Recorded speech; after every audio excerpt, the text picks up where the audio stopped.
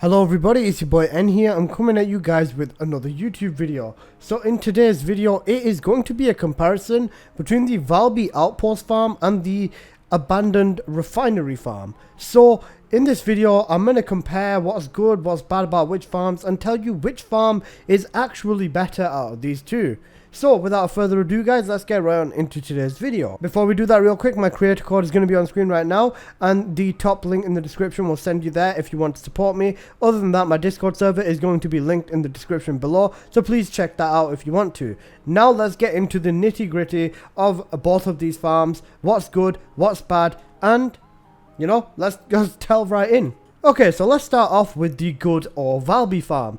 This Valby farm has been here since day one. The OGs know how broken this farm used to be before it got nerfed, but I still think that this is a very solid option. So let's talk about it. For the method, as you can see here, you just team up with a bunch of Valbys and run around in a circle near the edges of the outpost. Now, what this will do is basically spawn trap all the enemies as soon as they spawn, and the boss, after you've hit him down to his first phase, will not be able to take damage from the water stuff like the regular enemies, meaning that you can basically just run around in a circle for 3 minutes, and that is essentially this outpost. Now, you are going to get drops which are reactors, weapons, and other weapon parts, and you are also going to get quipper shards and obviously a lot of gold, which is primarily what this farm is for. So I'm going to throw a screenshot up on screen right now. Okay, so this is going to be screenshot 1 out of 3, so let's have a look at what we have over here. So first of all, we've got a 3-minute timer, which is essential, obviously, you know, that's how long the outpost is, but we also have 225,000 gold within a boosted 67,000. We've got 15,000 quipper shards with another 4,000 boosted, and we also have a fair touch of weapon proficiency on the Assassin's Edge, which was the weapon I was holding out during this, and obviously a lot of XP on Valby. Now I'm going to throw the second screenshot up, and don't worry, all of these have purpose, so let's have a look at the second screenshot. With the second one, you can see that we gain 238,000 gold, so more or less 240,000, with a boosted 71,000 from the booster. We also got 14,600, so more or less 15,000 quipper shards with an additional 5,000 with a boost.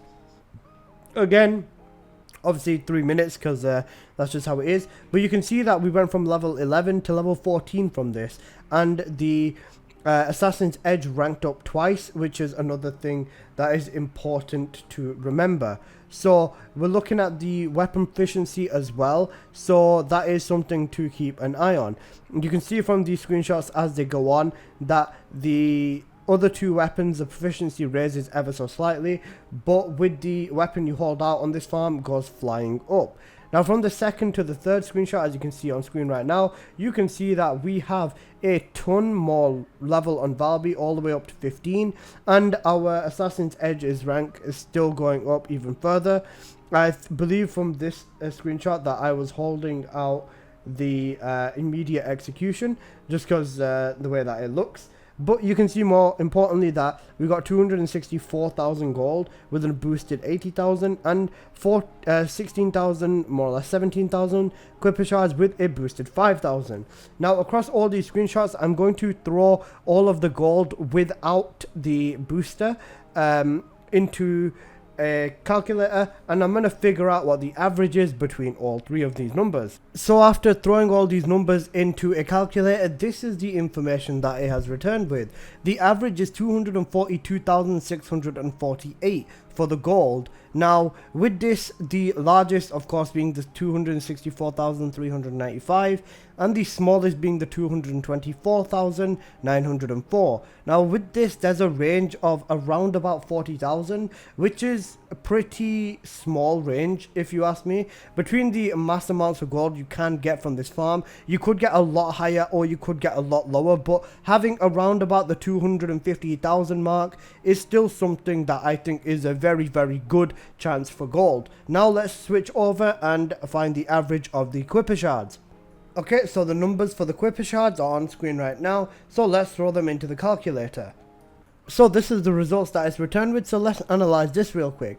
Now the average immediately being 15,479 is a fairly decent average, the highest being 16,983 and the lowest being 14,696. Now there's only a small range of about 2,287 in this one, which means that more or less whenever you run this you are going to get around about 15,000 shards, which is not the worst considering the other circumstances and everything else that you get. So I think that this is a promising result. And there's one last thing I want to make sure that I go over, which is going to be what you can get in around about an hour of running this farm. So to calculate this, I'm going to basically multiply the average of the gold and the quipper by 20. Each run is 3 minutes long, so let's see how much we can get from running from this for 1 hour. Ladies and gentlemen, the results are in. So running this farm for 1 hour would mean around about 4,852,960 gold, which is a fairly solid amount from 1 hour of farming. Now, for the quipper shards, the average is looking like, not the average, sorry, 1 hour result is looking around about 309,580, which again is still a very solid amount from farming for only 1 hour. Bear in mind that you will get a little bit of an up and down with the results. You might get several good runs or you might get a few bad runs, so you know it can go a little bit either way. Anyways, that has been the Valby farm, so let's talk about the abandoned refinery farm. Just before that, I can hear you guys asking me a really important question. Now, before you get angry, put your fist through the wall, kick your dog in the shins and kick your cat out the window, or RKO that cousin that you've always wanted to do that, I will answer the question. Why are we not accounting for the boosters, right? And that's for one very simple reason. Not everyone will run this farm with boosters, and I want to be able to give a ground accurate result to players who don't have the boosters on, because let's be honest, majority of the fan base or majority of the people running farms might be running without boosters. If you are running with boosters, all it means is that you can buff your results, maybe, I don't know, an extra 10, 20, 30,000 for the gold and an extra 5,000 for the shards, maybe, or 3,000. It's basically easier to calculate it and a more generalized result for more players, which will be better for the masses. If you're running boosters, you're a goat, I love you. And yeah, let's get into the abandoned refinery farm now. Okay, so let's talk about this the exact same way as we did with the Valby farm. Starting off, you just start the mission up and then you basically just run through the mission, destroy all the enemies in the mission and take care of the 2 bosses that are at the end of the mission, and then you're basically done. Rinse and repeat, and it is as simple as that. So let's get on into the actual nitty gritty of the results. Okay, so let's start off with screenshot number 1. As you can see over here, this does change the playing field a bit. This run is a total of 38 seconds. Now, the results may not seem as impressive as the Valby farm, but bear in mind, you've got to equate to this on a longer scale. You can see we got 21,373 gold, but only 624 quipper shards. Obviously, there is going to be a lot less on the weapon proficiency because of the whole mission being 38 seconds. But let's get on into the next screenshot, and we are gonna do the same way as the Valby, and we're gonna compare the results in the long run. Okay, so onto the second screenshot we go. Now in this screenshot you can see that the mission took us only 26 seconds. However, we got 69,900 nice gold, and we got 2,033 quipper shards. So this is a lot more, and as you can see for the proficiency, it's a lot less still. However, we definitely gained more proficiency in this run as we did in the last. Now onto the third screenshot. This was the final screenshot for the quipper farm. Final screenshot for the abandoned refinery unit farm. So in this screenshot, it's only 31 seconds. We got 53,202 gold and 1,598 quipper shards. Again, for the proficiency, and not a lot. However, bear in mind that this is essentially only 31 seconds. Now, let's figure out the averages for the gold and the quipper, and then I'm going to talk a little bit more about the weapon proficiency. Okay, so the numbers of the gold are on the screen right now from the abandoned factory farm, and this is the results that I've got. So the average per run is 48,158 gold, which is still fairly impressive. Now, the largest being the 69,900 and the lowest being the 21,373 means that there is a range of about 48,000 per run. Now, personally, I do not like the fact that depending on how you play the game, as in like if you're not optimal with your run, there's a lot more things that can go wrong. 48,000 being a massive gap in the gold is a very big not issue, but it's a big gap in the gold. Now, why did I say the Valby one is not a big gap in the gold? Because that was on a much higher scale, and that's per a 3-minute run. These runs are significantly shorter than the Valby ones, so having a distance between 10, 20, 30, 40,000 per run between you and your teammate will basically have a big effect in the long run, or running this for an hour. So, you know, that's just something I want you to bear in mind. Now let's get on to the results of the Kuiper shards. Okay, so the numbers are on screen right now, so let's work out the average in the calculator. So, the average on the calculator is showing around 1,418, which is still fairly good considering the run is significantly shorter. Now, the highest being 2,033, the lowest being 624, means that there is around about 1,500 or 400 in this instance of range between the results. Now, the one thing I do not like specifically about this farm is that it has a lot more variation versus the Valby farm.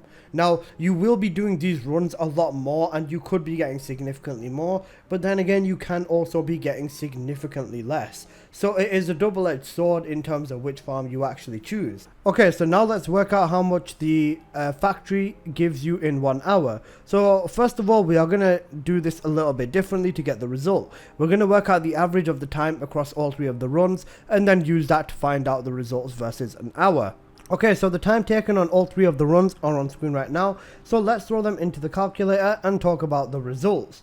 Now, for the results, you can see that the average is 31 seconds. Now, I'm going to give this the benefit of the doubt here. So, because of the way that this farm works and the nature of this farm, I'm going to basically round this down to 30 seconds. I did do a few extra runs off camera, and I ended up getting an average of 28 seconds on them runs, so the average can definitely be brought down depending on efficiency of the run. So for argument's sake, I'm going to leave the average of this at 30 seconds. That being said, the slowest run I did here was 38 seconds and the fastest run was 26. So that does leave a range of 12 seconds per run, but on average, I'm going to call it 30. One, for just the sake of this video because it makes it easier, but 2, because, well, if you optimize it properly, 30 seconds is more than possible, more than doable, not a problem at all.